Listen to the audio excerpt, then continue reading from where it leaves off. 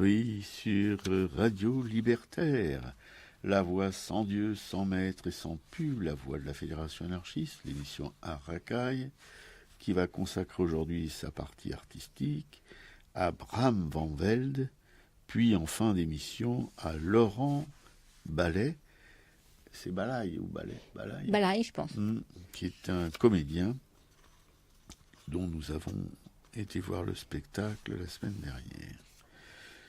Alors, pour tout de suite, en tout cas, c'est Bram Van Velde qui retient toute notre attention. Ouais, Bram Van Velde. Alors, effectivement, il nous est tombé dessus un peu par hasard. Hein. C'est quand tu as hébergé ta copine Marie-Christine, notre copine graveuse qui venait pour mettre des toiles, des gravures au salon d'automne. Elle était en train de lire un bouquin dont elle nous parle qui s'appelle Rencontre avec Bram Van Velde de Charles Juliette. Ouais. Donc, vous êtes mis à parler tous les deux de Bram Velde. Tu m'avais dit que toi, tu en avais entendu parler quand tu étais à Avignon. Ouais. Par un jeune copain, oui, qui était vraiment passionné. Il avait donc ce gros bouquin là que j'ai devant moi maintenant.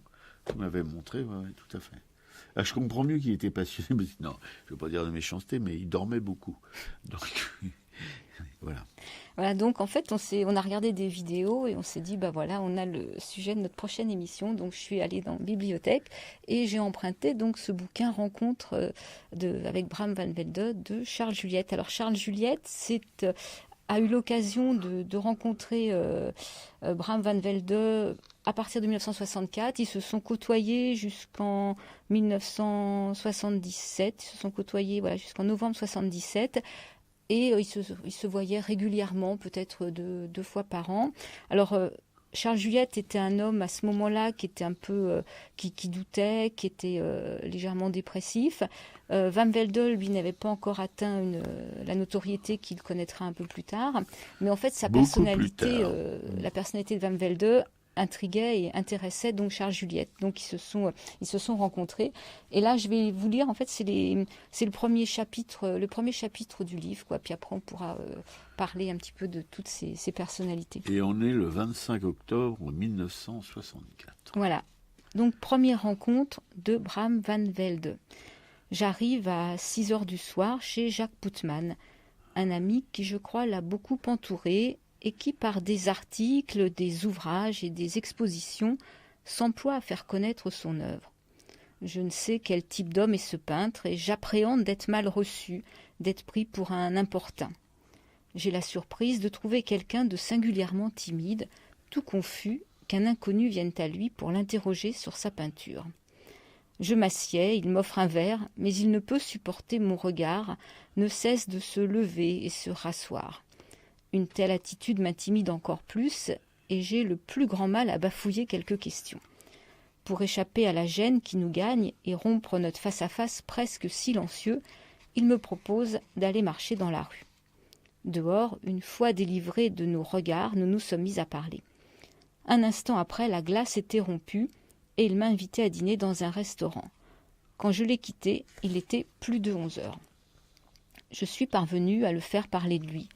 Il m'a confié qu'il avait quitté la Hollande à 25 ans, qu'il n'y était jamais retourné, sauf il y a 2 ou 3 ans, lors d'une rétrospective de son œuvre au musée d'Amsterdam, qu'il n'avait jamais revu sa famille, que son frère Geer, également peintre, habite Paris, mais qu'il l'a perdu de vue depuis quelques années, que sa sœur Jacoba est un écrivain, qu'elle vit à Amsterdam, qu'il a peint dans une solitude absolue jusqu'à 50 ans, et que sa première exposition a été un fiasco. Que depuis l'âge de 25 ans, il s'est totalement consacré à la peinture, ce qui signifie qu'il a vécu pendant 30 ans dans une grande misère.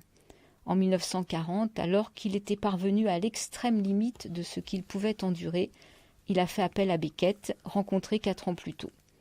Pour la première fois, quelqu'un comprenait sa peinture, son silencieux combat, son obstination à se maintenir en ce lieu où la création affronte son impossibilité. Nul, plus que Beckett, n'était à même de recevoir et d'apprécier une telle peinture. Peut-être même l'a-t-elle éclairé sur lui et ce qu'il s'apprêtait à écrire. Il m'a merveilleusement parlé de Beckett. Il a une telle générosité, m'a-t-il confié, une telle gentillesse, une telle intelligence, une telle capacité de compréhension, un tel pouvoir de s'identifier à autrui. Il sait spontanément trouver les mots justes et simples qui s'adressent au plus essentiel de vous-même. En le voyant, on sent que la vie est en lui, on comprend que l'existence est une aventure immense et douloureuse. Je lui ai rappelé qu'un jour, il avait dit au sculpteur Maxime d'Escombin que peindre, c'est chercher le visage de ce qui n'a pas de visage, et que la peinture, c'est l'homme devant sa débâcle. Ces paroles avaient paru à Descombin singulièrement justes, et comme je les lui rapporte, il comprend qu'elles sont de Descombin, et me déclare qu'elles sont effectivement irréfutables, qu'elles rendent absolument compte de la démarche de l'artiste. Je lui précise alors que ce n'est pas Descombin, mais lui qui les a énoncées. Il détourne son regard, et gagné par la confusion. J'ai réalisé à ce moment qu'il allait si loin dans la désappropriation de soi qu'il s'attachait à perdre mémoire de ce qui lui advenait de découvrir et formuler, qu'il se voulait d'une constante et absolue transparence face à lui-même et la peinture. On le sent d'ailleurs excessivement sensible, fragile et sans défense, effrayé par la vie, les gens.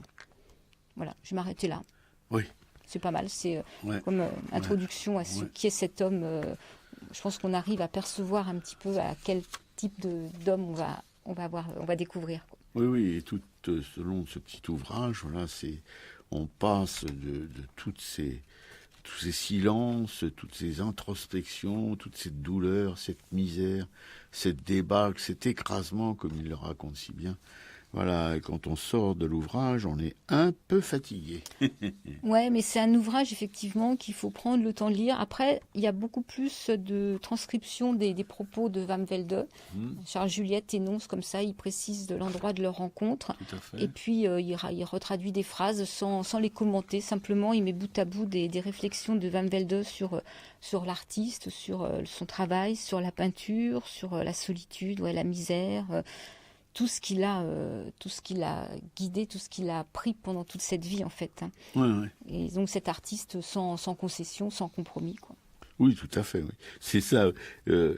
Quand on, enfin, on va pas revenir éternellement dessus, mais quand on peut approcher un petit peu la vie des artistes dits contemporains, de cette mouvance, enfin, qui travaillent aujourd'hui, on est vraiment extrêmement loin de la démarche de Bram Van Velde, qui est tout à fait extraordinaire dans la mesure où toute sa vie, il a refusé toutes les compromissions qui lui auraient permis d'avoir du succès plus tôt, qui lui auraient permis de sortir de la misère plus tôt.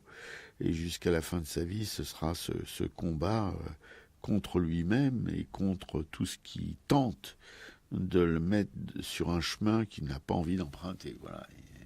Il a son chemin et tout le reste, il le rejette par ses silences, voilà, par son refus de participer, même de peindre tout simplement. Voilà, il attend que la peinture vienne à lui, c'est pas lui qui va à la peinture. Voilà, on ne triche pas. Non. Alors, effectivement, un artiste comme ça, c'est difficile pour lui de vivre dans ce monde qui privilégie une production, qui privilégie la réussite, etc. C'est pas du tout son objet, en tout cas, Bram Van Velde.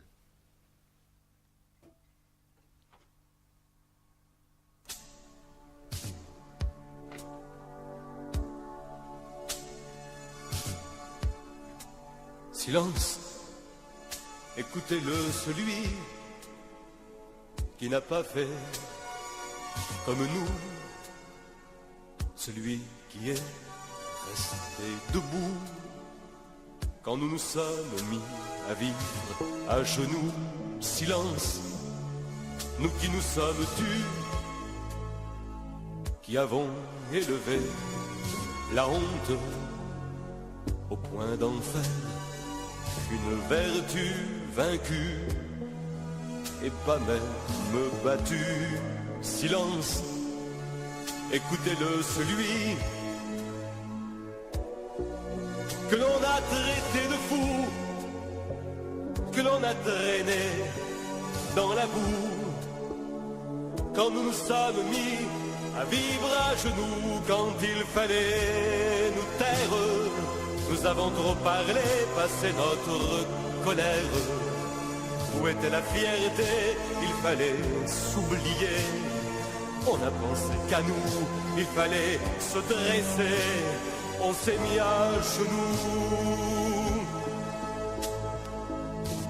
Alors, silence, écoutez bien celui que j'ai dû arracher de l'ombre. Le ciel m'a conduit jusqu'à lui, lui seul peut faire de vous des hommes, car il est la lumière rejetée dans la nuit au bout de mes prières. Il m'a fait son ami, en lui est ma confiance. Et il ne tient qu'à vous de sortir du silence, d'essuyer vos genoux. Il va briser les chaînes que toi-même as forgées. D'autres auraient de la haine. Lui n'a que des regrets, compagnon de déroute. L'histoire vient devant toi, elle te parle, écoute. Compagnon, lève-toi.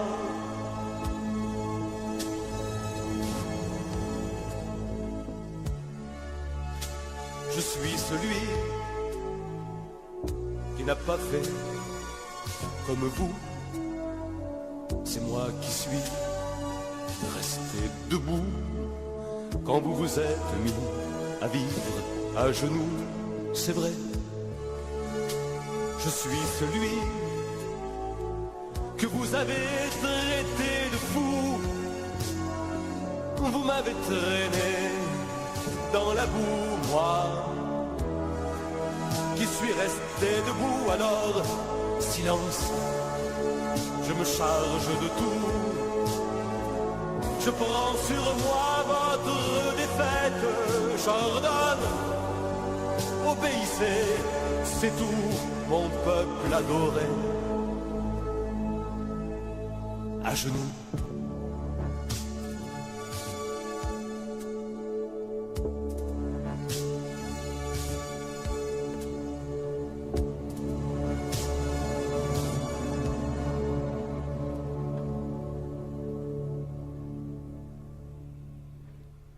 Silence de Georges Chelon.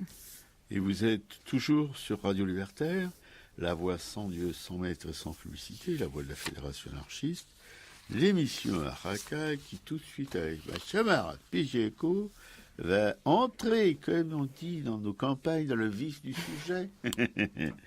Hein? On va causer évidemment de Bram van Velde, de sa bio et de son œuvre.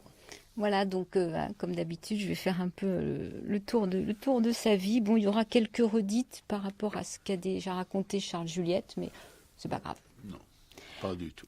Donc Bram van Velde est né en 1895. Il est né à Leyde, c'est aux Pays-Bas, enfin à côté de Leyde aux Pays-Bas. Sa mère est une fille illégitime d'un comte et son père lui possède une entreprise de transport fluvial sur le Rhin. Alors, Van Velde est le second d'une fratrie de 4 enfants. Donc, il a un frère Gert, qui sera peintre également. Sa sœur Jacoba, elle, sera femme de lettres et traductrice. Alors, le père va faire faillite. Il était déjà peu présent dans la famille. Et à sa faillite, il va carrément laisser tomber toute sa famille. Donc, cette famille va vivre dans la misère. Et c'est cette misère, justement, qui va marquer toute la vie de Bram van Velde et qui va induire son mode de vie jusqu'à sa mort. Alors, il a quelques souvenirs de raconter sur son enfance. Il se rappelle avoir reçu un jour une boîte de crayons de couleur et avoir pu peindre dessiner les moulins qu'il y avait autour de lui. Enfin, ça, c'est des moments de bonheur qu'il a reçus, quoi. Mais sinon, il y a peu de choses qui sont racontées sur sa prime enfance. Et à 12 ans, il va commencer à travailler comme apprenti dans la firme de peinture et de décoration intérieure Cheik et Kramers. Là, c'est à La Haye, la famille a déménagé plusieurs fois. Son talent est encouragé par son patron, qui est collectionneur et amateur d'art. Donc Kramers et son fils, ce seront ses mécènes pendant près de 30 ans. Effectivement, ils ont aperçu qu'il avait un bon coup de crayon, donc ils vont l'encourager. À la guerre, Bram est réformé parce qu'il est soutien de famille au début de la Première Guerre mondiale. Donc, il poursuit son travail de peintre en bâtiment et décorateur. Et il s'inscrit au Mauritshuis de La Haye pour aller copier les maîtres anciens. Quand il a 27 ans, Kramers donc, va l'inviter à voyager et lui payer une petite rente. Donc il se rend à Munich et après il va se fixer au nord de Brême, à Worpswede, où depuis les années 1890 existe une colonie d'artistes expressionnistes. Ça, on en avait déjà parlé quand on a parlé de Paula Modersohn-Becker.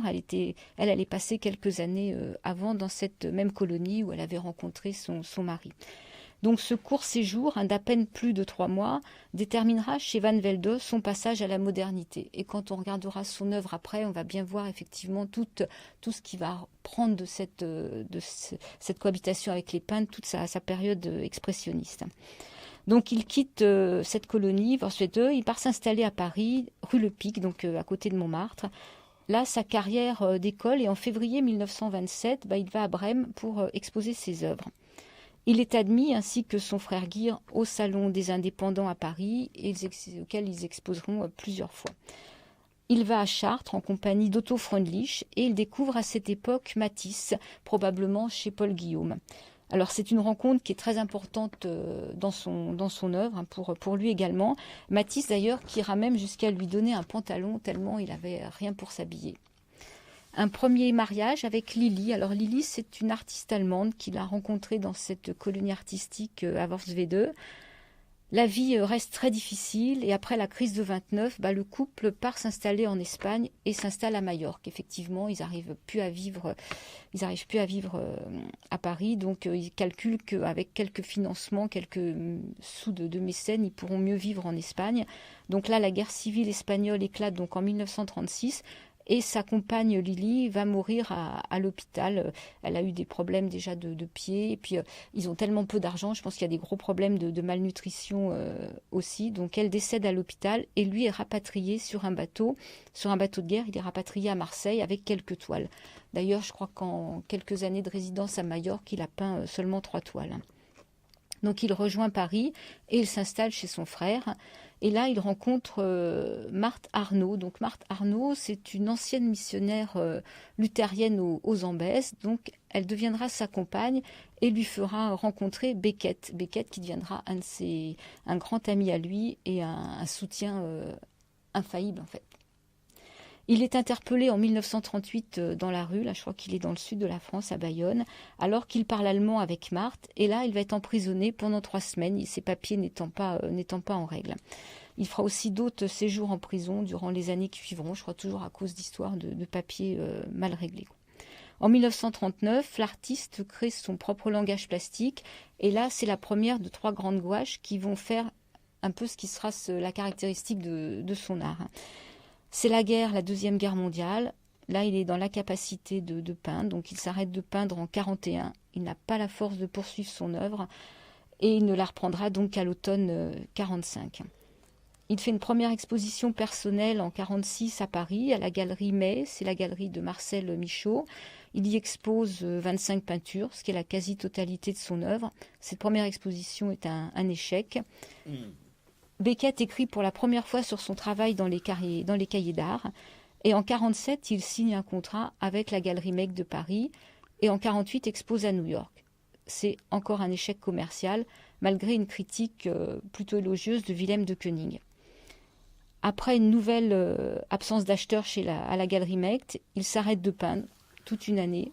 Et la galerie rompt le contrat qu'elle a avec lui en 1952. Mais elle conserve quand même les œuvres.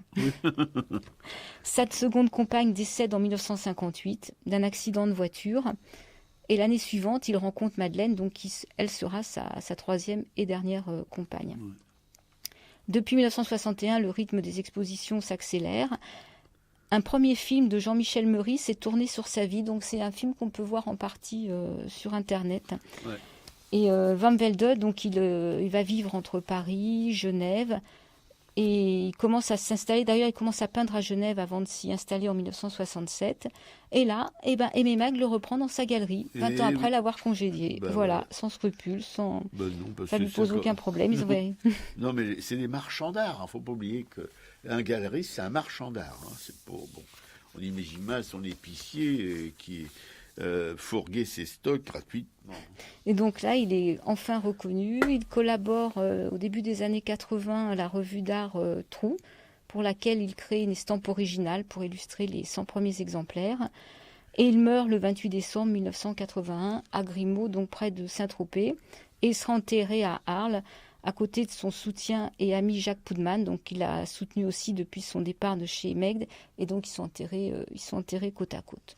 Voilà, donc ce qu'on peut voir après, ça c'est sa biographie dans les grandes lignes. Après, ce qui est important, c'est de s'intéresser effectivement à chaque chose, à chaque petit détail de sa vie, à ce qu'il raconte. Ouais. Alors le film qu'on a pu voir, il est déjà âgé. Donc ça fausse un petit peu aussi la perception qu'on a quand il parle de sa solitude, de silence, de tous ces moments un peu d'absence. C'est quelqu'un qui n'hésite pas à dire qu'il lui faut... il peut pas travailler comme une machine, donc il faut du temps. Il peut ne rien faire pendant très longtemps. Il attend que ça vienne. En fait, moi, il m'a fait penser un peu à de la méditation aussi. Oui, bien sûr. Il marche énormément. Quand rien ne vient, il part marcher. Ouais. Oui, il attend. Contrairement à la démarche des artistes, d'une manière un peu générale, les artistes, ils cherchent, comme on dit, l'inspiration. Ils cherchent à se motiver pour créer. Voilà, il y a eu des écrits, particulièrement de Dubuffet, mais pas que de lui, qui disaient faites n'importe quoi, prenez un pinceau, barbouillez, triturez, machinez, et ça va venir. C'est le leitmotiv de la plupart des créateurs, sauf que Bram Van Velde, il est tout le contraire. Lui, il attend que, alors ça peut durer effectivement des mois, il attend que le moment où il aura une envie, mais irrépressible, de peindre. Voilà. Et en attendant, c'est pas qu'il ne fait rien, effectivement. On a l'impression, plus ou moins, qu'il dort, mais non. Il dit lui-même que le travail continue. En lui, ça n'arrête pas. Voilà, il y a une espèce de fermentation, si on peut. C'est pas un légume. Hein. Il y a une espèce de fermentation permanente, et à un moment, paf, ça y est, la germination est là. Et alors là, il descend une peinture en 2 semaines, et comme il le dit, après, il a besoin de se reposer, parce qu'il est vide, et il faut à nouveau attendre cette nécessité, ce besoin impérieux de peindre, de barbouiller, voilà, parce que on pourrait dire que c'est de la barbouille. Mais c'est vrai que le premier regard qu'on peut poser sur son œuvre, moi, ça m'est arrivé avec ce jeune artiste à Avignon. Quand il m'a montré son bouquin, j'ai dit, qu'est-ce que c'est que ce truc? Oui, c'est encore un truc de jeune. Là. Je connaissais rien du tout avant elle. En fait, c'était un vieux quand il les a fait. Voilà. Et puis, il faut côtoyer, regarder, réfléchir, ressentir surtout, parce que c'est une œuvre qui s'adresse au sens, qui s'adresse pas du tout à la tête. Et d'ailleurs, il est contre tout intellectualisme dans son travail. Lui, il travaille à la sensation, il a besoin, à un moment, un besoin irrépressible d'évacuer ce qu'il a en lui. Et ça, c'est du niveau de la sensation, c'est pas du niveau de l'intellect. Il n'y a rien de froid chez lui. Tout est, si vous voulez, il y a des petites coulures, il y a des petites choses comme ça, il y a des... Oui, on sent un frémissement quoi dans son travail. On sent bien que c'est pas, contrairement à son frère Gert, c'est plus rigide, c'est plus presque géométrique, alors que chez Bram Van Velde, non, tout se part de côté. Il y a des bavures, il y a des coulures, il y a des transparences. Voilà, c'est une peinture d'une extrême sensibilité. Et on peut, comme on vous l'a dit déjà, en toute une vie, 300 œuvres. C'est que Picasso en faisait 300 dans la journée. Dans la dernière année de sa vie. La dernière de sa vie. Voilà, ça vous donne une idée du comment dirais-je, c'est pas du travail de Van Velde, une idée de sa manière d'accueillir le travail. Voilà, c'est ça. Il ne le cherche pas, il l'accueille. C'est quelque chose d'assez extraordinaire. Et avec ma camarade Piqueco, on se disait, en lisant ce petit ouvrage écrit par Juliette, on se disait que tous les jeunes artistes, ou les moins jeunes, doivent lire ces paroles de Van Velde sur le travail, parce que c'est quelque chose d'extraordinaire, qui peut, d'une certaine manière, apaiser, si vous voulez, le questionnement, le doute chez les artistes, et en même temps stimuler en se disant que oui, peut-être qu'il faut tenter l'expérience d'attendre, de ne plus pouvoir résister à l'envie de peindre, voilà, plutôt que de s'astreindre à peindre même si on n'en a pas envie. Vous voyez ce que je veux dire? Voilà, et puis qu'effectivement, on ne fait pas ça pour remplir son porte-monnaie, quoi. Ah oui, non, non, mais il critique énormément tous ces artistes, effectivement, qui sont, oui, dans la compromission, dans l'art de plaire.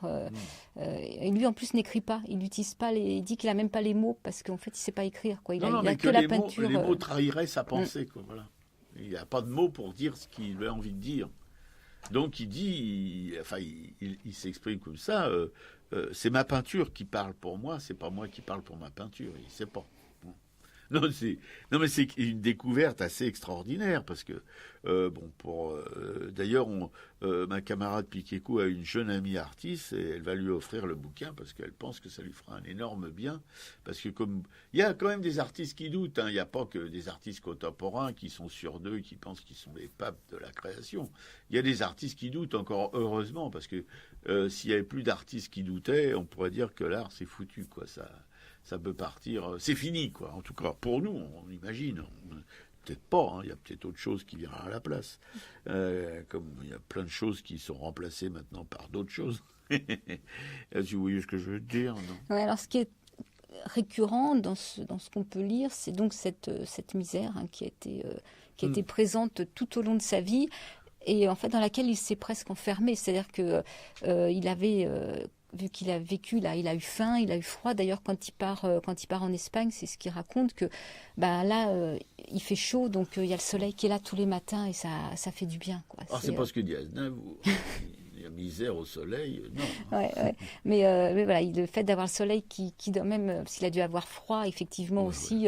D'ailleurs, il dit que l'hiver, il peut pas travailler parce que il travaille dans un garage l'été, mais ce garage, il fait trop froid l'hiver, donc l'été, l'hiver, il a juste une petite pièce exiguë et qu'il a du mal, à y travailler. Et on voit dans le petit film, en fait, son matériel, c'est quand même, c'est une table avec 4 pinceaux et 3 tubes de peinture, quoi. Voilà, c'est ça. Non, mais en même temps, tout est cohérent. C'est pas du tout un farfelu qui joue à l'artiste égaré. Non, tout est cohérent chez lui. Et effectivement, quand on voit les ateliers d'artistes, particulièrement aujourd'hui, mais je pense que c'est pas nouveau. Je me souviens toujours d'un film sur Balthus où il s'étonne devant la collection de pinceaux de sa compagne, avec un air un petit peu ironique aussi. Tout ça, c'est tous vos pinceaux. Et effectivement, il y a une espèce de... Mais même chez les artistes, moi je vois l'atelier de Bacon, par exemple, c'est une folie de matos, d'ailleurs, qui fout en l'air, qui gaspille ces pinceaux, ils restent dans les pots et ils solidifient, tous solidifiés dans l'atelier de Bacon. Voilà. Chez Bram Van Velde, non, il y a une économie de moyens qui est quelque chose d'aussi... Voilà, je n'ai personnellement pas eu connaissance jusqu'à aujourd'hui d'artistes aussi pauvres en moyens que Bram Van Velde, quoi. Il a besoin d'un rouge, d'un bleu, d'un jaune, d'un blanc, d'un noir. Et puis voilà, avec ça, il va vous faire une peinture. Voilà, c'est très coloré. Très coloré, voilà, bien sûr. Il en fait aussi en gris, magnifique. Moi, j'aime beaucoup par exemple, c'est un sans-titre, un lavis gouache.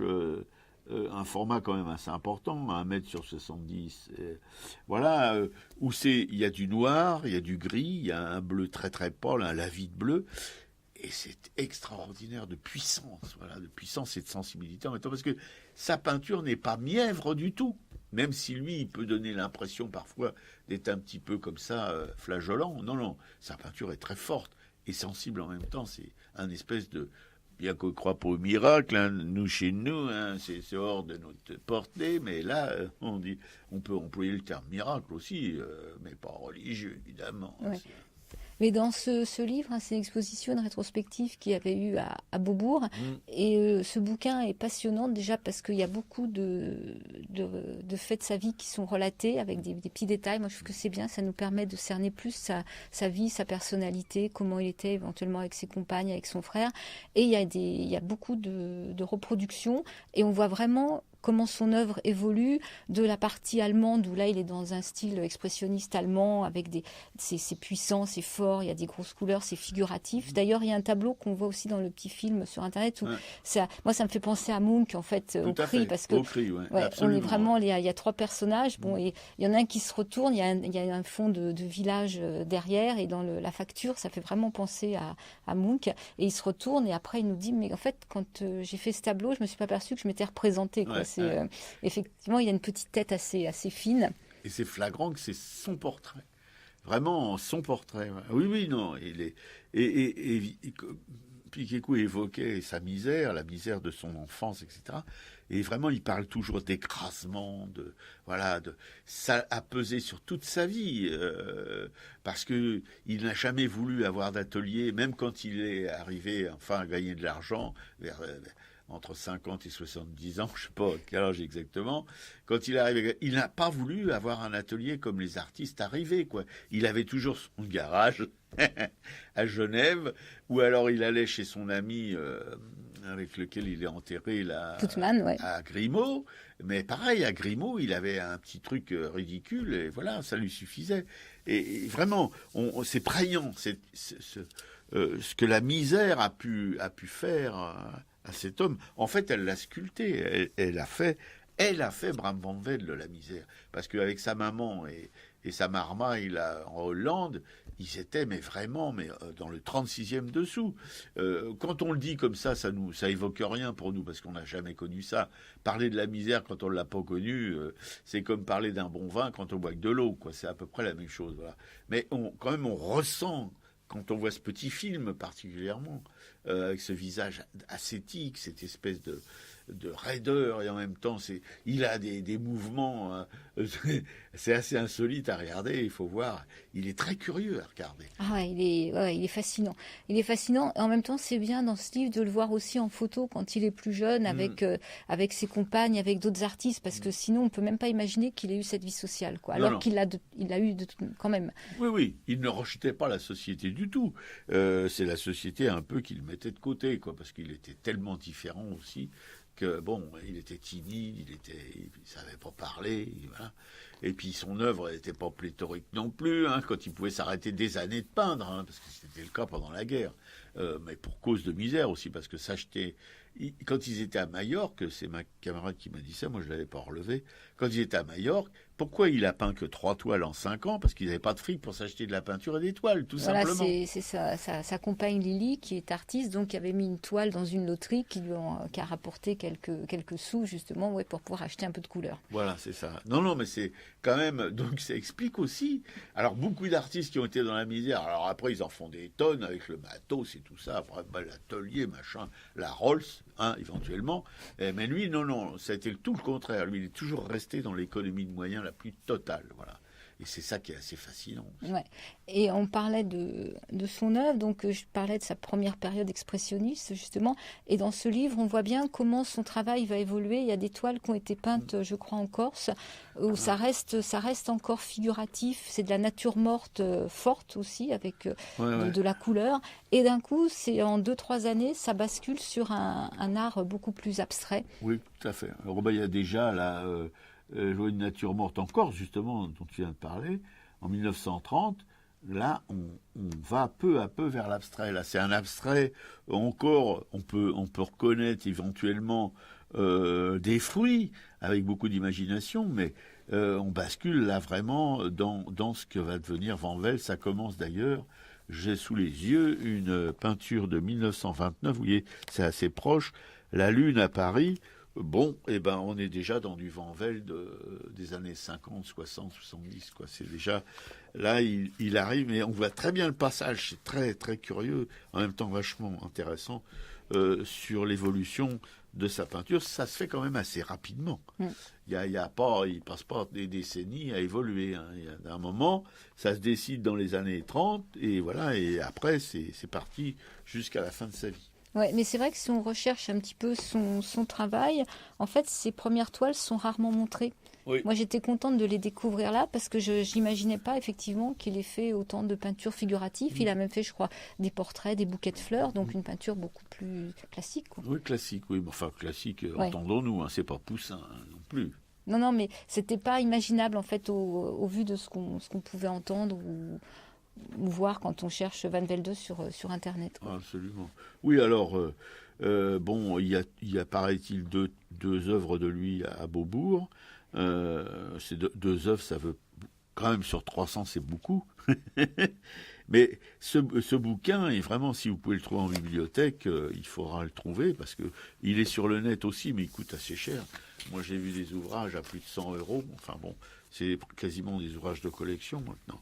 Mais celui que Piquicou a trouvé dans sa bibliothèque préférée, là, c'est quelque chose, c'est un monument. Hein. Vous avez de quoi vous en mettre. Et alors, ah oui, une chose étonnante. Excusez-moi de ces espèces de choses. Bref, des exclamations malvenues. J'ai pas pu m'empêcher de penser à Gaston Chessac en regardant certaines œuvres de Bram Van Velde. Il y a une connexion quand même. Presque dire que Bram Van Velde, il est peut-être encore plus brut que Chessac, en tout cas. Dans la mesure où il est brut, parce que déjà dans sa vie sociale, il est absolument pas obsédé par la réussite sociale, financière, etc., comme les artistes bruts, mais en même temps son travail aussi, et d'une certaine manière, graphiquement, un peu de l'art brut. C'est vraiment pas comme je l'ai dit tout à l'heure, c'est pas un travail d'intello. Hein, c'est un travail, ça vient de, comme vous voyez King Kong qui se tape sur la poitrine, et ben c'est ça, Bram Van Velde. Ouais, d'ailleurs, c'est quand tu m'as parlé de ça, on s'est dit mais le point commun entre Chessac et Van Velde, c'est Otto Freundlich en fait. Absolument. Parce qu'effectivement, ils sont allés, Van Velde et Freundlich sont allés ensemble à Chartres, et Freundlich a encouragé Chessac, a découvert Chessac, quoi. Oui, tout à fait. Sans Freundlich, Chessac n'aurait pas existé pratiquement, je pense. Enfin, en tout cas, Freundlich, je le rappelle, est mort en camp d'extermination, hein, voilà, pendant la guerre. Il n'a pas échappé, et qui a écrit même à Chessac depuis le camp d'extermination où il était. Voilà. Il y a comme ça des espèces de coïncidences dans la vie qui sont assez, encore une fois, tellement curieuses qu'on peut encore là aussi se dire c'est bien ridicule. Ouais, et en parlant, une petite anecdote quand tu parles d'art brut, c'est Van Velde justement qui se promenait à Montmartre et qui fait le tour de la place du Tertre et qui en fait n'achète rien, regarde et puis découvre un artiste qui vendait quelques toiles à côté parce que cet artiste-là n'avait pas pu payer les quelques francs nécessaires pour exposer sur la place du Tertre, et en fait il lui achète deux ou trois toiles, et en fait c'était Camille Bombois. Ouais. Et on sait que Camille Bombois après a été redécouvert comme artiste brut et qu'il est exposé. Nous on avait vu ses œuvres avec celle de Séraphine de Senlis au musée de Senlis, et un jour Van Velde avait besoin d'argent. Il y a un collectionneur qui vient chez lui, qui fait le tour de ses toiles, qui semblait pas du tout intéressé, et en fait, par contre, qui a identifié les Camille Bombois et qui lui a acheté pour rien du tout, quoi, qu'il a un peu arnaqué là-dessus. Il l'a complètement arnaqué, oui, comme tous les souvent les amateurs d'art, hein, ils flairent la bonne occasion, et un artiste dans la misère, tac, on va le tondre un peu plus, quoi, voilà. Oui, bon, c'est curieux, quoi. Voilà, vous imaginez Bombois dans une petite ruelle à côté de la place du Tertre, là, il peut pas. Non, mais c'est quand même quelque chose, hein. Et il avait la vista aussi, Van Velde. Il avait la vista pour reconnaître un artiste de cette qualité dans les petites barbouilles de Bombois dans l'arbre, quand même. Ouais. Il y a Beckett aussi qui a dû lui acheter 2 ou 3 fois des œuvres quand il avait vraiment besoin d'argent, je crois. Puis qui aimait beaucoup le travail de Van Velde. En fait, quand on lit les artistes qui ont écrit sur lui, on sent qu'ils se sont complètement immergés dans son travail, quoi, qu'ils ont tout compris. Et je pense qu'il faut du temps pour arriver à ce degré d'immersion, quoi. Tout à fait. Oui, non, on peut pas tout de suite, comme ça, en regardant, comme je l'évoquais un peu tout à l'heure, en regardant une œuvre, de Bram Van Velde, on peut pas, à moins d'être peut-être, il y a aussi des connexions qui se font.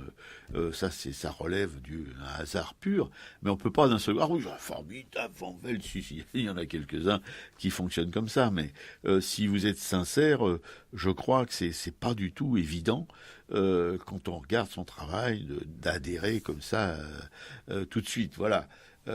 On adhère peut-être plus facilement à des gens comme Chessac ou Bonbois, mais Van Velde, non, c'est parce que c'est pas il n'est pas dans un courant existant, il est tout à fait à part d'un courant existant. Jamais personne n'a travaillé comme lui, et je pense que jamais personne ne travaillera comme lui. Peut-être si on copie un peu quand même, c'est possible de le copier. Hein.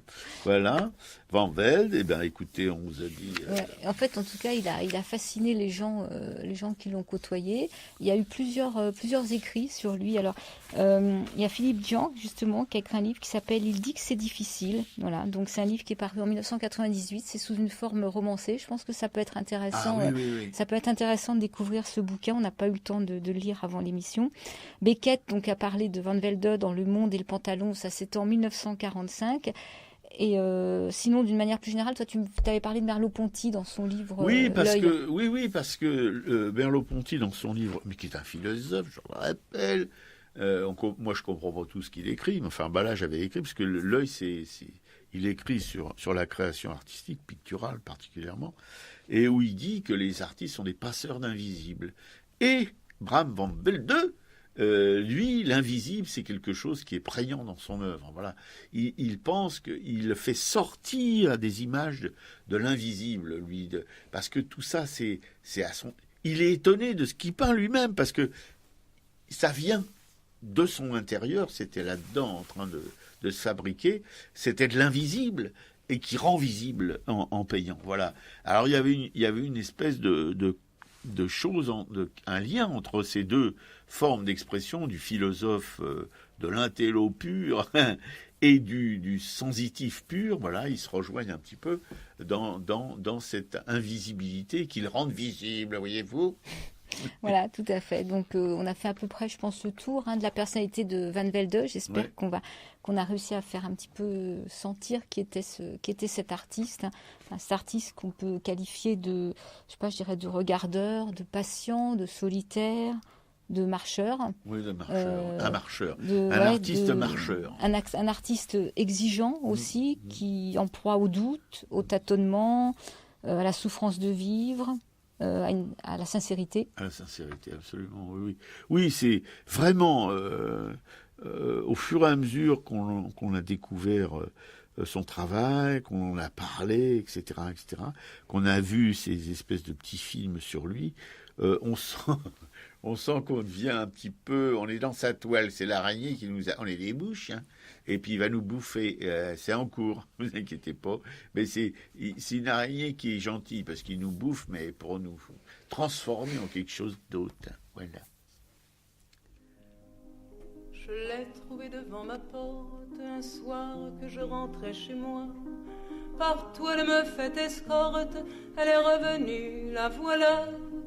La renifleuse des amours mortes, elle m'a suivi pas à pas la garce.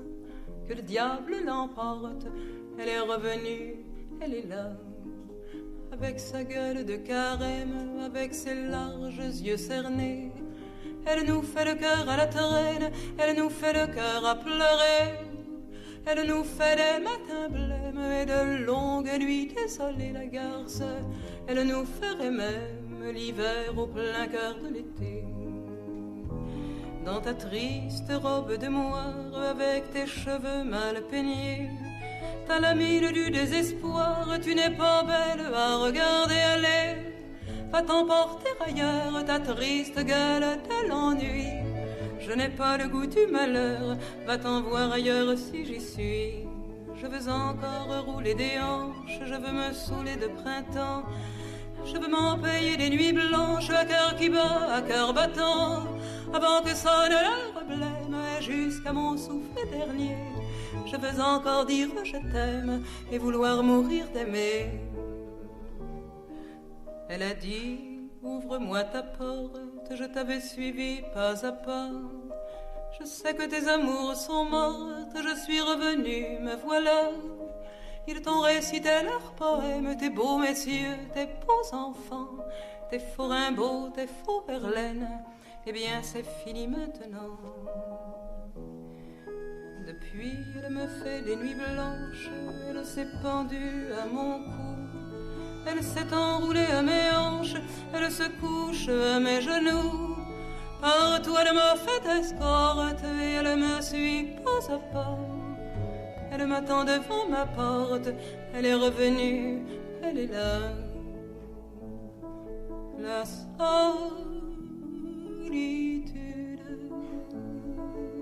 la solitude.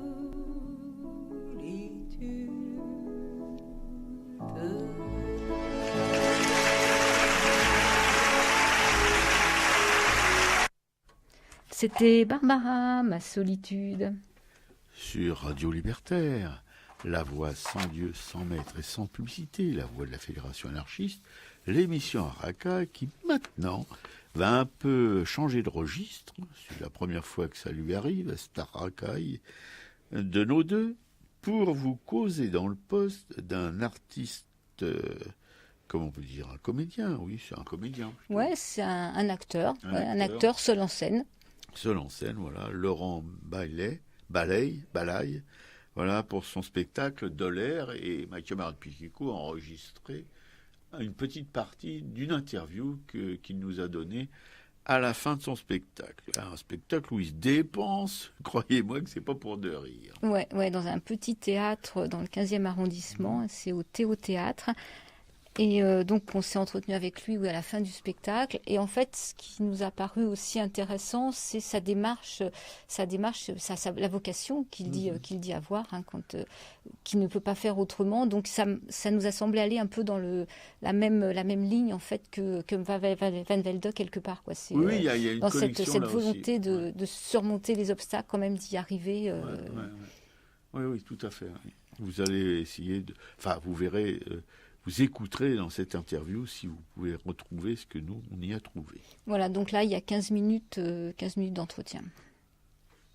Je suis Laurent Balaye, comédien, auteur et créateur d'un seul en scène qui s'appelle Dolaire, qui est un spectacle dans lequel j'interprète une galerie de portraits pour le moins autobiographique. On s'en est aperçu. Oui. Donc je fais à peu près une vingtaine de personnages. Donc je relate mon itinéraire de comédien. Donc il y a un clin d'œil à mon enfance, le service militaire. J'ai fait un voyage aussi sur un chalutier à Terre-Neuve. Et très vite on passe donc à mon parcours de comédien, de faire les cours de théâtre, le festival d'Avignon. Et j'aime bien interpréter des personnages tels que les milieux de BCBG du 16e dont je suis issu.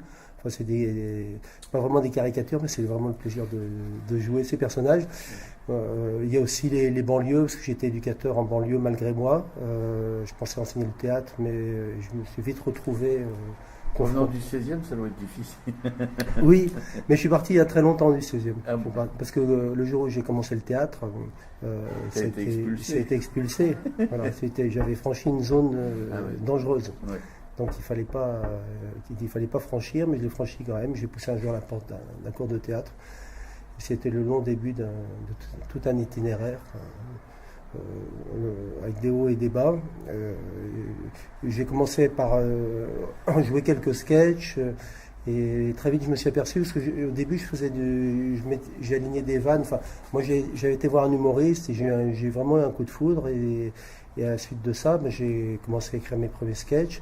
Mais très vite j'ai fait les choses un peu à l'envers, c'est-à-dire que j'ai commencé à jouer avant de prendre des cours. Donc j'étais un peu fou, j'arrivais comme ça dans les cabarets sans avoir vraiment beaucoup appris. Mais j'ai été fasciné par les gens qui font rire, l'humour. Et donc petit à petit, je me suis dit, si je veux quand même tenir la route, il faut quand même que je devienne comédien. Parce que en scène, on peut pas, il faut tenir. Donc c'est là où j'ai commencé à prendre des cours. Et puis ça n'a pas été vraiment simple, parce que les cours c'est c'est bien, mais ça fait pas tout. C'est pas. Après, la réalité est très différente. C'est-à-dire que c'est pas parce qu'on sort d'un cours qu'on forcément on trouve une salle. Déjà, le plus difficile, c'est de trouver la salle, après de faire venir le public. Donc ça a pris pas mal de temps. J'ai monté un premier spectacle qui s'appelait le Foot Bassan, qui est aussi un spectacle assez autobiographique, dans lequel j'interprétais aussi des différents personnages et je traitais des thèmes assez différents de ceux qu'on a vus ce soir. C'est des thèmes comme je faisais une secte évangélique, j'avais été accosté par des évangélistes, je racontais aussi un peu mes voyages, mes voyages en train, il y avait toujours un petit côté biographique. Je pense que comme tous les artistes, qu'ils soient théâtreux, qu'ils soient littéraires, qu'ils soient musiciens, etc., et c'est toujours un petit peu de leur vie qui est dans leur œuvre. C'est autrement, je n'imagine pas des artistes qui inventent complètement leur parcours, quoi. Je crois que c'est leur parcours qui les fait, pas eux qui font le parcours. Dans ce spectacle, tu te défonces complètement, quoi. Oui. Moi, je souffrais pour toi. Oui, bon, je ne sais pas si c'est un compliment. Non, je rigole. Non, mais c'est vrai que c'est difficile quand même. Une première comme ça, 10 personnes dans la salle, il n'y a pas d'interactivité tellement. Oui. Mais bon, moi j'aime vraiment ça, j'aime interpréter les personnages. C'est vrai que je suis content quand ça réagit mieux, c'est sûr. Mais bon, après, il faut jouer. J'ai des salles beaucoup plus réceptives, donc je ne suis pas inquiet par rapport à ça. C'est simplement que là, effectivement, c'était pas évident. C'était la première, et puis l'osmose c'est pas vraiment faite, donc c'est pas évident. Mais moi, je suis confiant. T'as bossé combien de temps en banlieue 3 ans et demi. Oui, c'est pas mal. À Grigny, alors? Oui, à Grigny, à la Grande Bande. Oui. Oui, c'est vrai que sur le coup c'était difficile, mais en fait je m'aperçois que ça m'a enrichi beaucoup, parce que la preuve c'est qu'aujourd'hui je me sers de ça pour faire vivre des personnages et jouer mes sketchs. Donc c'est quand même comme quoi c'est souvent les choses les plus difficiles qui sont les plus porteuses et qui permettent qui sont plus authentiques. Sur une petite scène comme ça, je trouve que c'est très difficile parce que ton spectacle, il aurait besoin de plus d'espace, à mon avis, parce que tu as une voix qui porte pas mal, et puis ça ne sert pas le comédien, à mon avis.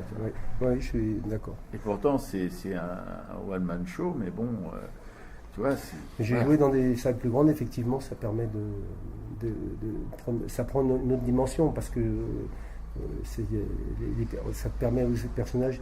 Là, c'est vrai qu'on est vraiment sur le public très vite. Et moi, c'est vrai que c'est pas du stand-up, quoi. Donc, il faut vraiment que les personnages existent. Donc, il faut ouvrir. Là, j'ai joué au Funambule là, cet été. C'est vrai que c'est autre chose. Un spectacle, il a besoin d'un écran, et voilà. Et qui soit adapté au jeu de l'acteur, et ici c'est pas tout à fait le cas, quoi. C'est dommage. Oui, c'est du théâtre, donc il y a une forme de distance qui est indispensable. Bon, cela dit, j'ai joué ici, j'ai fait des super salles ici. Parfois dans une salle bien remplie. C'est un ressenti, c'est pas. Oui, mais je suis d'accord, je suis assez d'accord. Une première, c'est pas facile, il faut que ça j'en revienne. C'était le même spectacle que tu joues au Funambule? Oui. Mais c'est vrai que c'est important pour que mon spectacle fonctionne, il faut qu'il y ait du monde, c'est très important. Qu'il y ait du monde et qu'il y ait une distance aussi. Ouais. Alors donc, toi, tu écris tes spectacles, c'est ce que tu disais sur scène.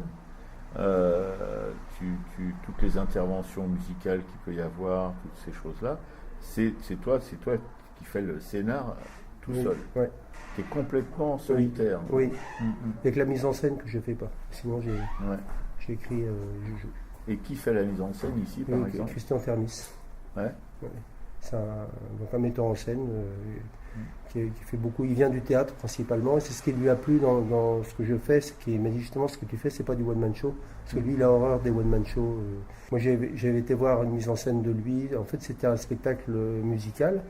J'avais trouvé ça tellement bien que j'ai été le voir après. Donc je lui ai demandé s'il voulait bien venir me voir jouer. Donc il est venu me voir jouer. À l'époque, je jouais au Théâtre de Ménilmontant. Et puis après avoir vu le spectacle, il m'a dit bon, écoute, c'est banco, on travaille ensemble. Donc on a travaillé pendant 5 mois. Et c'est une question un petit peu personnelle, mais matériellement, tu t'en sors? Il faut que j'aille voir Madame de Bettencourt. Et en fait, j'ai pas voulu faire tout et n'importe quoi dans ce métier. Non, en fait, je suis secrétaire voilà, dans l'éducation sociale à mi-temps. Et là, je suis à 50% et on verra. Parce que le théâtre, c'est une telle exigence. Parce qu'il me fait rigoler, c'est quand les gens me disent, considèrent que c'est pas un travail. C'est un travail énorme. Voilà. Alors, bon, après, c'est vrai que fut un temps, j'arrivais à tourner que le foot bassin, j'arrivais à tourner pas mal. Donc c'est l'objectif que je me fixe, c'est d'arriver à tourner le plus possible avec ce spectacle, pour faire des salles, le retravailler, réécrire d'autres choses, repartir. Mais c'est vrai que j'ai pas fait de compromission. Donc quelque part, c'est pas quand il y a des choses que j'ai pas voulu faire, par exemple dans ce métier. Donc non, mais je plaisantais avec des couchés. Mais il y a des gens, disons que j'étais avec des comédiens avec lesquels je me suis absolument pas entendu, pour différentes raisons, des raisons d'éthique. Moi je considère que de ce métier, on travaille, on écrit, après c'est une rencontre avec le public, c'est le public qui fait un artiste. Et c'est pas voilà. Donc c'était un peu plus long, il y a des rencontres qui se sont faites, et des rencontres importantes qui se sont défaites. Mais j'avance. Moi, je veux dire, depuis que je suis là, j'arrive à jouer une fois par semaine.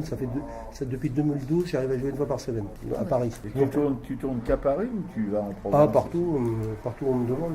Oui, province, pays francophone. J'étais en Belgique aussi. Non, c'est ce métier. Donc, il ne faut pas trop se poser la question, en vivre. Après, la question, c'est de travailler. Évidemment que c'est la passion qui, toi, te fait tenir, parce que autrement, je pense que quand on n'a pas la passion vraiment en soi, on ne fait rien, quoi. Dans ce domaine-là, en tout cas. Oui, la vocation, c'est quand on ne peut pas faire autrement. Pour moi, ce qui est important, c'est la rencontre, c'est le spectacle vivant. Et déjà, arriver à jouer dans une salle, même une fois par semaine, et même repasser sur Radio Libertaire, parce que j'ai été interviewé sur Radio Libertaire par Nicolas Choquet. Nicolas Choquet. Il est toujours là. Oui, vous le saluerez de ma part. Je pense qu'il doit se souvenir de moi. Comme tu le disais, les artistes, d'une manière générale, évidemment, c'est un peu con, mais ils ne sont pas pris très au sérieux. Malheureusement, c'est un peu l'argent le nerf de la guerre, c'est-à-dire qu'on commence à être crédible le jour où on est bankable. Le foot bassin, c'était un titre génial pour un spectacle. En fait, ça fait écho au voyage que j'ai fait à Terre-Neuve, sur les chalutiers. Puis c'est vrai que c'était le premier spectacle. C'est vrai que j'ai un côté un peu aérien, un peu rêveur. Bassin. Oui. Non, mais tu déploies les ailes d'une manière impressionnante. Oui, merci, mais je fais de la danse contemporaine. Je m'entraîne. Non, mais c'est vrai que je ne suis pas mystique, mais j'ai un côté un peu... j'aime les grands espaces, la nature, j'ai ce côté-là aussi, il n'y a pas que l'humour. J'aime beaucoup l'émotion. Pour moi, l'émotion, c'est les beaux spectacles, quand je suis ému, je trouve ça formidable. Et pour moi, c'est indissociable. L'humour, j'aime l'humour quand il y a de l'émotion. Je pense, j'avais entendu un jour une interview d'un vieux schnock du spectacle qui disait que ceux qui étaient passés par le cabaret, par les petits lieux comme ça, etc., ils en avaient tellement bavé, si tu veux, que c'était vraiment, quand ils sortaient, ils restaient, quoi, tu vois, c'est-à-dire que c'était formateur, mais d'une manière extraordinaire, bien plus que le conservatoire. Oui, tout à fait. Oui, c'est la vraie école. Oui, moi je suis passé à l'époque au Port du Salut. C'était un cabaret qui était très connu. Je vois que ça te dit quelque chose. Oui, tout à fait. Et donc je passais donc au Port du Salut, célèbre cabaret où sont passés les plus grands. Et donc je passais, j'étais pas tout seul, mais j'étais avec deux autres comédiens qui démarraient. On passait chacun des sketchs. c'est vrai que c'était redoutable, parce que les gens étaient en train de dîner, vraiment, et ils jetaient un coup d'œil de temps en temps. Des couverts. Ouais, il faut le faire. Ouais. Et un jour, j'ai un de mes copains qui a reçu un coup de fil, il dit, mais dis donc, est-ce que vous pourriez venir, il s'est fait, c'était Porte-Maillot, il y a une grande brasserie, fruits de mer et compagnie, le truc un samedi soir. Est-ce que vous pourriez venir, je vous ai vu jouer au Port du Salut, j'ai bien aimé, est-ce que vous pourriez venir faire une prestation, c'est payé, machin, truc. Alors me voilà embarqué, porte-maillot, mes copains disent c'est génial. Alors j'arrive, et puis on avait appelé un petit scénario, Starkey et Hutch. Alors moi j'ai commencé à faire Starkey et Hutch. Et il me dit, ben voilà, tu rentres avec ta valise et puis tu rentres dans le restaurant, tu fais comme si tu avais un... Alors, on arrive, c'était samedi soir, les bonnes femmes en manteau de fourrure, les huîtres et tout le machin, le maître d'hôtel, bon. Et bon, moi je rentre dans le truc avec moi, et puis je fais le type qui se casse la figure, je suis staff, et les mecs, ils me foncent dessus, et ils me ceinturent, ils me disent qu'est-ce que c'est que ces conneries. Ils étaient à deux doigts d'appeler la police. Ouais. Et en fait, c'était un mec, un comédien qui s'était vengé, il s'était engueulé avec mon copain au Port du Salut, et il a fait une crasse, et il s'était fait passer pour le directeur du bistrot. Donc c'était un canular. C'était pas prévu du tout. C'était un canular complet, quoi. Donc on est à deux doigts d'être embarqué. Voilà, donc ce métier c'est quand même assez dangereux. Oui. Et le premier spectacle que j'ai donné, c'était sur un train. J'ai passé une audition gare Saint-Lazare. On faisait Paris-Toulouse. Alors on allait jusqu'à Château, on n'allait pas jusqu'à Toulouse. Et il y avait une petite, dans une voiture Corail, une petite plage aménagée avec un micro. Alors ça vibrait comme ça, donc pour les chanteurs ça allait, mais les comédiens, moi je fais des personnages, dès que je sortais les micros on m'entendait plus. Il fallait vraiment dans le truc, et puis moi je dis pas des vannes, c'est vraiment des personnages. Quoi. Et donc voilà, c'était assez redoutable, quoi, parce qu'il y a les gens qui de temps en temps, ils passent, comme il y en a qui passent au bar, il y en a qui peuvent se dire tiens on va aller voir ce mec-là, voir ce qu'il fait. De temps en temps il jetait un coup d'œil, il y en a qui pionçaient comme ça. Et puis le pire, c'est quand je passais sous un tunnel, alors là c'était fini. Ah bah, voilà. Et après j'attendais, je descendais du train à Châteauroux et je reprenais le train dans l'autre sens, que je refaisais mon spectacle. Voilà, j'étais payé 500 francs. Mais bon. Bien, et ben écoute, on est très content de nous être entretenus avec toi. Parce que oui. Bah écoute, moi aussi, ça fait vraiment plaisir. Ouais. Voilà, vous avez écouté notre interview. Non, mais on se marrait avec Piquet-Coup parce que c'est vraiment un sketch à la fin de l'interview. Quand il nous raconte dans quelle galère il peut se trouver parfois, et je pense que c'est le lot de pratiquement tous les comédiens. Bref, non, mais voilà, je pense que ça pourrait faire un bon sketch sur scène, en tout cas. Ouais, tout à fait. L'histoire du train à Châteauroux, etc., etc. Voilà. Quand il passe dans les tunnels et qu'il ne voit plus rien. Non, Laurent, là, bravo. Hein. Là, tu vois, là, c'est... Bon. Ouais. Bon, en tout cas, c'est un spectacle qui est au Théâtre. Hein. C'est Impasse Théodore Dec dans le 15e arrondissement. C'est tous les vendredis soirs jusqu'au 22 décembre. Ouais. Il y a des places sur Billets Réduc. Nous, on a assisté à la première. C'est vrai que c'était probablement pas la meilleure représentation. Non, donc, c'est une première, quoi. Voilà. C'est toujours comme ça, un petit peu les premières. Donc. Ouais. Le public participe pas. On lui souhaite bonne chance, hein, Laurent. Ah oui, non, mais vraiment, sérieusement. Parce que la fin de cette interview, là, ça me dit qu'il y a quelque chose chez lui, quand même. Franchement, malgré lui, ou par devers lui, il y a quand même quelque chose d'assez fort. Je pense vraiment que là... Non, parce que là, Laurent, en écoutant la fin de ton interview, on a explosé avec ma camarade Piquet-Coup. Ouais, puis c'est difficile. C'est vrai que c'est des métiers très difficiles, ces circonstances dans lesquelles il faut jouer, comment on peut être considéré. Je ne sais pas si on a envie de baver dans cette émission sur un comique qui a été plus connu, mais... Oui, parce qu'il a été interviewé sur une télé, là, et l'invité principal, c'était Yves Lecoq. Vous savez, du temps des choses des imitateurs oui, et puis sur Canal+, là, les rigolos, là, je sais pas comment on les appelait, les guignols. Ouais. Et alors lui, il est connu, Lecoq, hein, c'est vraiment une vedette. Et puis alors, en invité, en vedette américaine, mais il y avait donc Laurent. Laurent Balaye, et Lecoq l'a pratiquement pas laissé parler, etc. Il ramenait toujours sa science à tout propos, et ça nous a particulièrement énervé.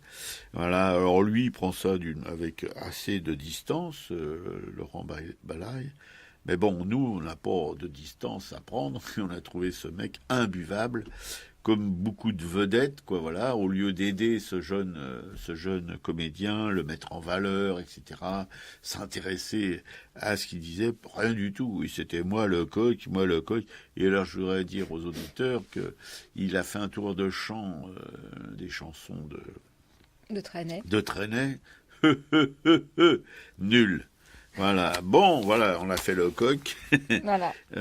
pour venger un petit peu Laurent Balaye de cette espèce d'attitude vraiment, comment on pourrait dire ça. Bref, on va pas insister là-dessus.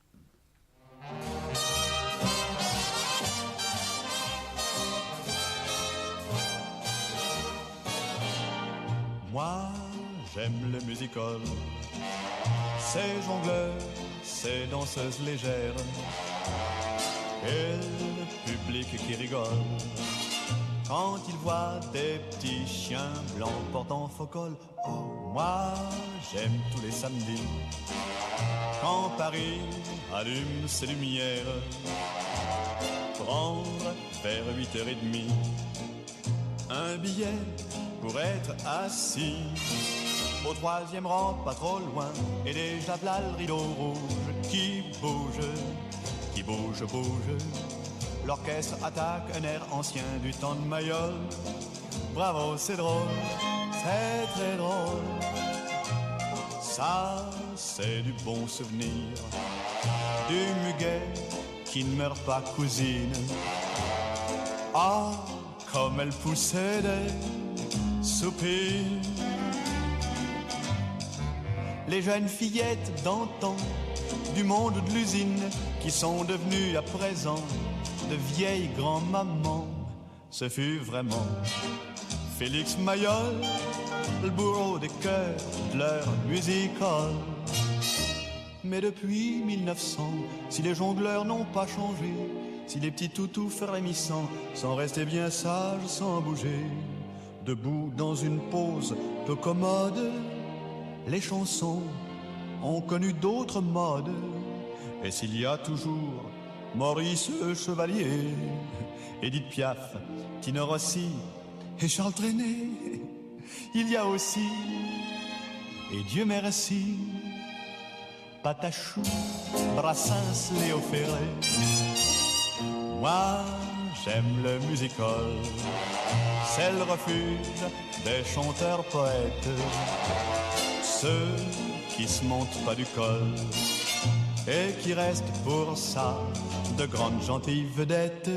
Moi, j'aime Juliette Gréco, Mouloudji, Ulmer, les frères Jacques.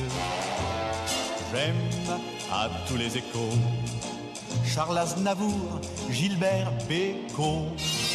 J'aime les boulevards de Paris quand Yves Montand qui sourit les chante, et ça m'enchante. J'adore aussi ces grands garçons de la chanson, les compagnons ding ding dong. Ça c'est du music-hall, on dira tout ce qu'on peut en dire, mais ça restera toujours l'école où l'on apprend à mieux voir, entendre, applaudir, à s'émouvoir en se fendant de larmes ou de rires. Voilà pourquoi la do mi sol, j'aimerais toujours le music-hall, j'aimerais toujours le music-hall. Wa wa wa wa wa wa j'aimerais toujours le music-hall, j'aimerais toujours. Charles Trenet, moi j'aime le music-hall. Oui, toujours sur Radio Libertaire, l'émission Racaille, et tout de suite, sans attendre, maintenant, les expositions. Les expositions, donc on va commencer par Clément, le graveur, notre graveur, dont Vincent de la gravure, comme tu dis, qui sera à la Marbrerie à Montreuil ce dimanche 22 octobre, vers 11h, je pense, parce que c'est à l'heure du brunch. Alors, c'est rue Alexis Le Père. C'est un lieu, donc c'est une ancienne Marbrerie qui est reconvertie en salle de spectacle et d'exposition. Donc là, il proposera sa gravure, il montrera sa gravure. Il était ce week-end aux portes ouvertes au Cri du Singe et il n'arrête pas, Clément. Quoi. Le Cri du Singe, la Marbrerie, dis donc, Clément. Le Cri du Singe à Montreuil. À Montreuil, toujours. Montreuil, on parle que de Montreuil ici, de toute façon, avec une Montreuilloise. Voilà, dans le bocal. Hein. Bon. Ouais, il y a un de nos auditeurs qui m'a mis un mail pour nous parler du cercle municipal des Gobelins et des Beaux-Arts qui exposera donc à la mairie du 13e arrondissement. C'est donc la mairie, c'est place d'Italie. Hein. Oui. À partir du 24 octobre jusqu'au 10 novembre, donc on en reparlera la semaine prochaine. Un invité d'honneur est Thierry Citron, qui est un pastelliste. En tout cas, l'affiche est très très belle. Bien. Des belles couleurs, c'est assez de l'abstrait, mais il y a un fondu de couleurs avec des bleus, des jaunes, des oranges, c'est magnifique. Hein. Une de nos collègues du marché de la Bastille, Marina Argentini, elle prépare une exposition, c'est pareil, pour le 24 octobre, donc du 24 au 31 octobre.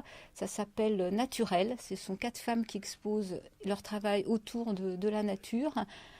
Et c'est peinture et matière. Donc c'est à l'espace Saint-Sauveur. Ce sera tous les jours de 13h à 18h30. C'est à Issy-les-Moulineaux, 4 parvis Corentin-Celton. Donc il y a Marina Argentini, Jacqueline Bobot, Danielle Bernadès et Elisabeth Neula. Mais c'est pareil, on en reparlera aussi la semaine prochaine. Bobot, elle aussi la best. Bien sûr. Bon. Bien sûr. Il y a toujours les Sœurs Smith Champion à la Maison nationale des artistes de Nogent-sur-Marne, qu'on n'a toujours pas visité. La Maison nationale des artistes, c'est la maison de retraite des artistes. C'est pour ça que tu as du mal à y aller. Je sens que ça te... Oui. Tu n'as pas l'air très enthousiaste pour nous emmener. Tu as peur que je t'y laisse. Oui, peut-être. Oui. Il y a Eugène Carrière à Gournay-sur-Marne. Donc ça, c'est seulement le dimanche de 15h à 18h. Ouais. Il y a toujours Odon à la médiathèque Aragon et la collégiale Saint-Pierre de la Cour. Ça, c'est jusqu'au 15 janvier au Mans. Oui. Sylvain me parlait d'une exposition Colette Mani à la Parole errante au premier étage. Voilà. Bon, la Parole errante à Montreuil. À Montreuil, bien sûr. Oui.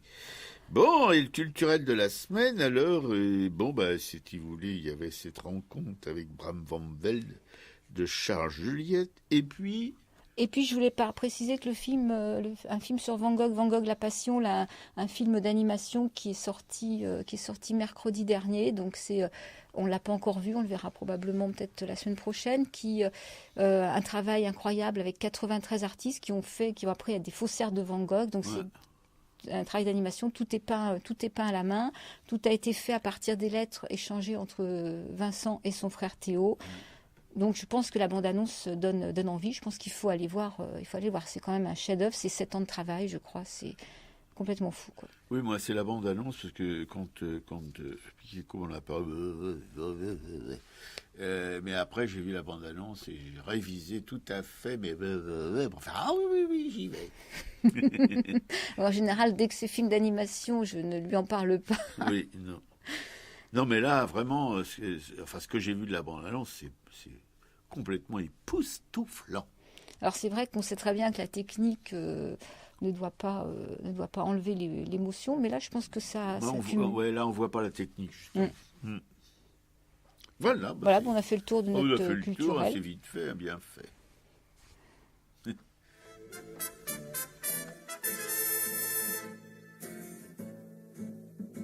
Sauf des mouchards et des gendarmes, on ne voit plus par les chemins que des vieillards tristes en larmes, des veuves et des orphelins, parisiens de la misère, les heureux même sont tremblants, la mode est au conseil de guerre et les pavés sont tous sanglants. Oui, mais ça branle dans le manche, les mauvais jours finiront. Les gares les pauvres s'y mettront, quand tous les pauvres s'y mettront. On traque, on enchaîne, on fusille tout ce qu'on ramasse au hasard. La mère à côté de sa fille, l'enfant dans les bras du vieillard.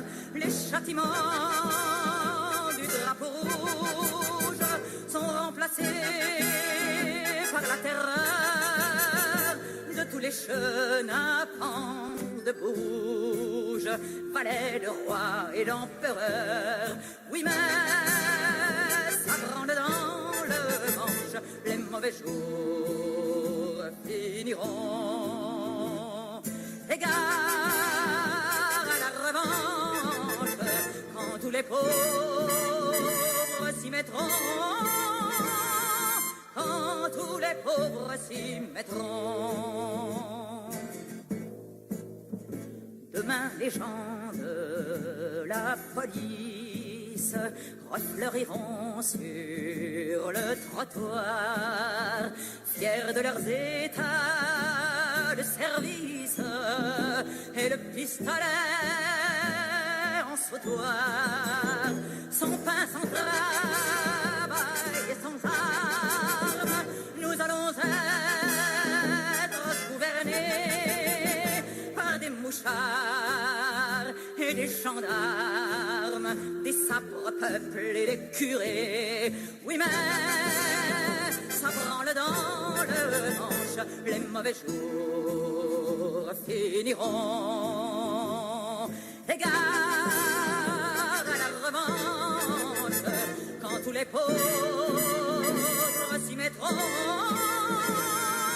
quand tous les pauvres s'y mettront. Le peuple au collier de misère sera-t-il donc toujours rivé? Jusqu'à quand les champs de guerre tiendront-ils le haut du pavé? Jusqu'à quand la sainte clique nous croira-t-elle un vil bétail? À quand enfin la République de la justice et du travail? Oui, mais ça branle dans le manche, les mauvais jours finiront. Égard à la revanche, quand tous les pauvres s'y mettront, quand tous les pauvres s'y mettront.